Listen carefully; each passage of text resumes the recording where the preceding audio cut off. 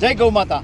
આજરોજ અમારી team Rajkot Morbi highway ઉપર રતનપર મંદિરની સામે 250 જેટલી ગૌ માતા કચ્છથી માલધારી ભાઈઓ ત્યાં ખાવાની વ્યવસ્થા ન હોવાને કારણે રાજકોટને આંગણે લઈને આવ્યા છે।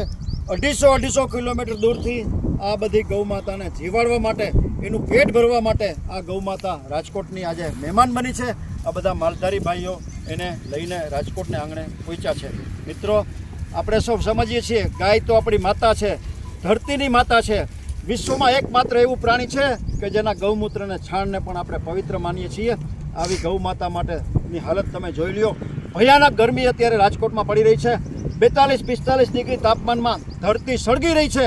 આવા સંજોગોમાં આ બધી ગૌ માતા માટે છાયડાની પણ વ્યવસ્થા નથી, તડકે ઊભી છે।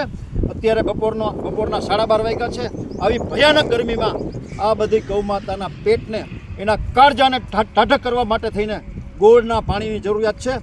20 કિલોના ડબ્બાની કિંમત 1300 રૂપિયા થાય છે। આ 2, 5, 10, 20, 50 ગોળના ડબ્બાનું અનુદાન કરી આપણી માને કાળજામાં ટાઢક થાય એ માટે મદદરૂપ થઈ શકો છો।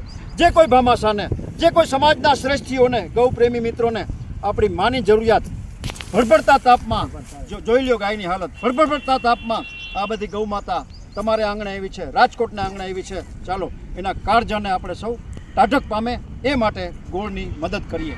વિશેષ માહિતી માટે મોબાઈલ નંબર 9825077306।